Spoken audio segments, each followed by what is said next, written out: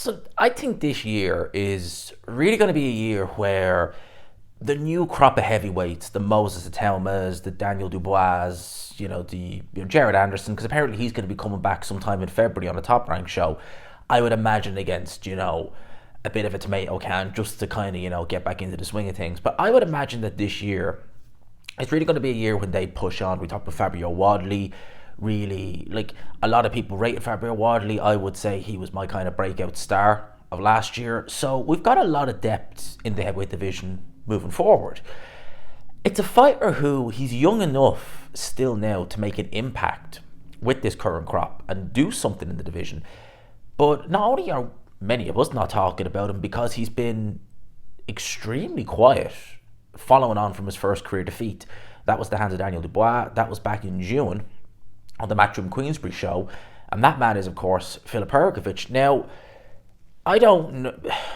You go on Filip Hrgovic's social media account, Instagram. The last post he made wasn't even a boxing post, and it was way back in October.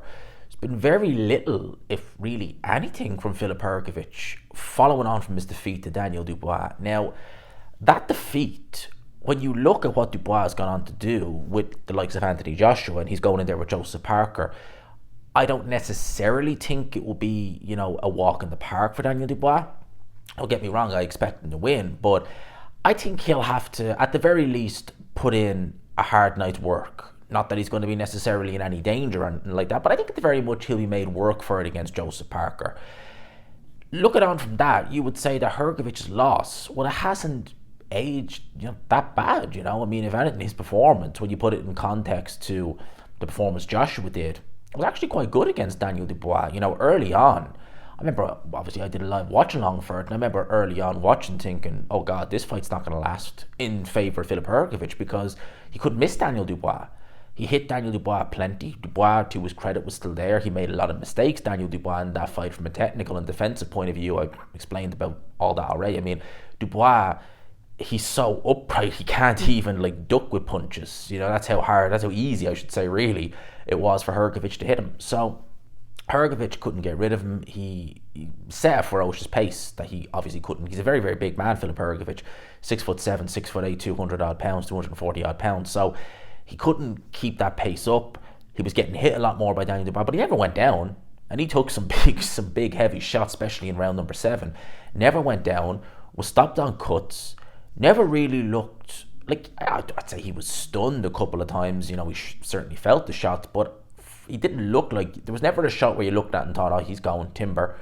With Joshua, early on in that fight, even some of the jabs you were looking and thinking, sheesh, that's going to, they're going to add up as this fight goes on. With Hrgovic, it wasn't like that. And again, he was stopped on cuts. A lot of people said in that fight that Dubois was very reckless with his head, and I know some people would argue, well, how can you be reckless with your head? You either are or you aren't. But nevertheless, he performed well even in defeat to Daniel Dubois. And Dubois has gone on to do better things, destroyed Anthony Joshua. And Anthony Joshua is a fighter who a lot of people were mentioning fighting Filip Hrgovic in the future. A lot of people felt as though actually that Joshua should be facing Filip Hrgovic rather than facing the likes of Francis Ngannou or rather than facing the likes of Otto Wallin. And, looking back now, if they did fight, that would have been a very, very interesting fight. If Joshua couldn't damage Hrgovic sufficiently, I mean, Hrgovic hit plenty hard. I'm sure he could hurt Anthony Joshua, definitely. With Filip Hrgovic, we have a fighter who, he's a very, very big man. Is he the biggest puncher in the division? No. He's certainly not feather-fisted. I would put him average to above average punching power, certainly. He definitely has a bit of pop there. If nothing else, Filip Hrgovic's chin, people, that has to be one of, if not the best chins in the heavyweight division. This man's never been down. He has been. Well, actually, I've got to go and say he's never really been down, because that knockdown he suffered against Zhilei Zhang in the first round, that wasn't a knockdown. That shouldn't have been called a knockdown. This is a guy who's taken flush shots from Zhilei Zhang. Flush shots, way flusher than the one that was the knockdown punch in the first round. And nothing. He's taken flush shots from Daniel Dubois. Joshua was nearly out cold. Hrgovic, I won't say he took them like they were nothing, but, he certainly wasn't moved that bad by them. This is a guy who's got a rock-hard chin against some of the biggest punchers in the division. I mean, when you look at someone like a Joseph Parker, when he went in there with Zhilei Zhang, Joseph Parker was flat on his backside from shots that looked reasonably innocuous. It's how hard Zhilei Zhang hits. He's a tremendous puncher. And Filip Hrgovic was taking these shots, I don't want to say like they were nothing, but he was taking them and been like, all right, hit me again. And that Zhilei Zhang performance. I mean, with Filip Hrgovic, he went through a stage in his career where he was looking very, very good. He was a lot leaner then. I think when he was kind of coming to prominence, he was about, I think he was in the 220s, or if not the very least, the low 230s, at the very most, I should say. And, he looked good.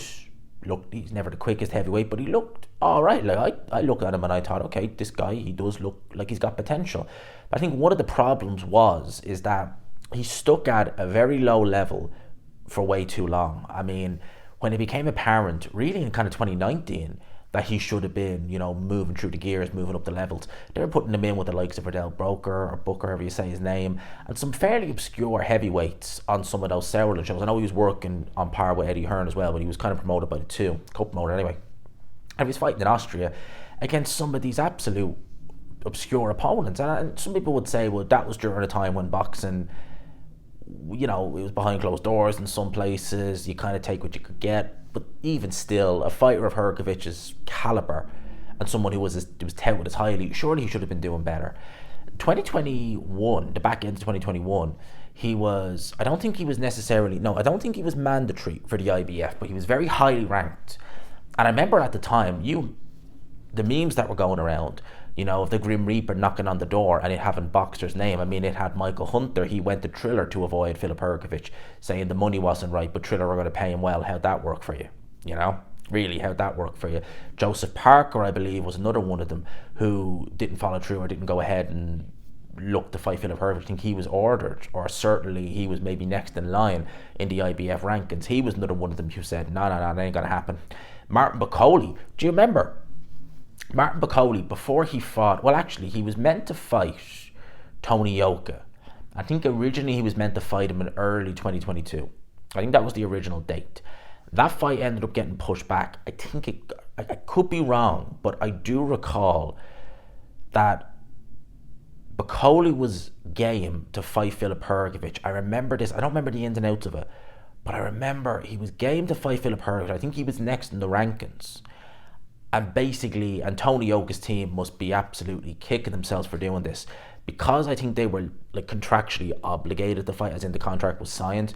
It basically meant that Bakole, for some reason, just couldn't get out of it, so he had to go through and fight Tony Yoka. I'm sure, again, Tony Yoka's team must be thinking, why on earth did we ever do that? Because that was the beginning of the end for Tony Yoka, really. He got absolutely battered that night. So Bakole imagine we could have seen Hrgovic versus Bakole in 22. That would have been epic as well. It would have been a flipping great fight. And then ultimately it meant that he fought Zhilei Zhang.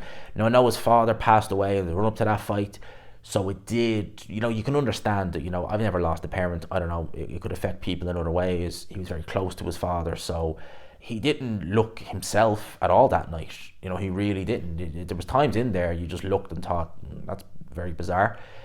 And a year later, he's fighting Dempsey Mckenna. And, Dempsey Mckenna's gone in there with Moses Atelma. At the time, he was 19 years old, a prospect in his 10th or 11th pro fight. And he was blown out in a round. Not even just blown out of the water.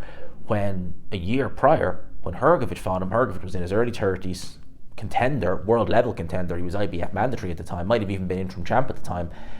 And he laboured to a 12-round knockout when he probably could have won that fight way earlier if he put his foot in the gas. And then he has that performance against Daniel Dubois. So he's been a bit blown hot and cold. Against Dubois, he was doing all right. He just gassed. And as I said, Dubois has gone on to bigger and better things. It doesn't look that bad for Hrgovic now. He has something still to offer this heavyweight division. I still think that he's got I think that there is talent there. I think that I think it's more mental with Hrgovic than anything else. I think that he was probably getting big paydays fighting whoever, John Doe, and it probably knocked his motivation because he gained a lot more weight and he looked a little bit slower. And then, you compound that with, losing a parent. I know it's been, 2.5 years now, but, some people, they never fully recover. People say you never really recover to learn to live with it. Maybe Hrgovic is still at that stage where he's still trying to, just learn to live with things. I mean, I don't know. I don't know the ins and outs, but Hrgovic, I think it's more mental than physical. I think physically Hrgovic is probably okay, but I don't know. I think with him, because it's so frustrating, I think he has a lot to offer. You know, as I said, him against Perkovic, who wouldn't want to see that fight? That'd be flipping epic. A Dubois rematch? Why not? Joseph Parker? Hell yeah. I think that there are fights there that Filip Hrgovic can be in, that he can, at the very least, you know, perform very well in, if not win. I think and he's only 32 years old, so he's not old by heavyweight standards. I still think there's massive things ahead there for Filip Hrgovic if he wants them. The question is, does he want them? Because he's a fighter I think still has a little bit left to offer. I know after the Dubois fight, we were all kind of like, oh God, you know, well, where does he go? But then you look again what Dubois did, and you're like, well, I mean, you don't even try and gaslight me and tell me Joshua did better than Hrgovic. He flipping didn't, not even close. Hrgovic did way better. I mean, if Hrgovic landed the amount of right hands he landed on Daniel Dubois against Anthony Joshua, if they say they'd fought, Joshua would have been on the canvas, 100%, no ifs or buts. So Hrgovic, as I said, a lot to offer still. I hope whatever he's doing, he's okay, but I still think he's got loads left to offer. I hope that he can I know he's had breaks before in boxing, but he's still always been talked about during them breaks. Maybe this is something that he needs to just, you know, stay away from everyone, mind off things, come back in the new year, which is now, and go again. I'm sure he'd be welcomed on those Saudi shows. There is more coming up as the year is going on. Matchroom Queensbridge has talked about doing another one. Ring Magazine will be doing their own shows as well. Turkey is obviously working with them, or has obviously acquired Ring Magazine. So, yeah, and obviously the first Ring Magazine show they do, it's going to be an absolute bonanza. You know, obviously I don't know the dates or anything like that, but you can imagine you're not going to do the first show and not make it a bonanza. So there's still plenty of opportunities there for him to get big fights, to get big paydays, and to potentially pick up world titles. So Hrgovic as a fighter, I think there's a lot still left for him, and I hope that he comes back sometime soon, because there's still big fights for him to be in. I really do.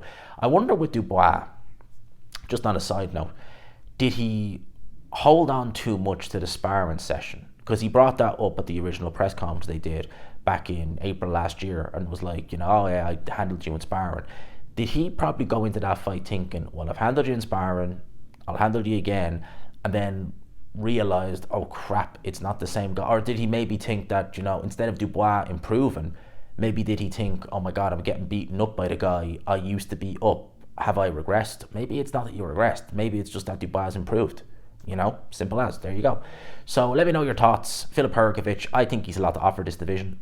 I really do. 32 years old for a heavyweight is nothing. To this day and age, it's absolutely nothing.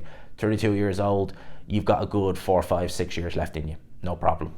Let me know your thoughts. Hope you enjoyed it. Smash the like button if you could. Hit subscribe, of course, as always, if you haven't already. And until next time, people, peace.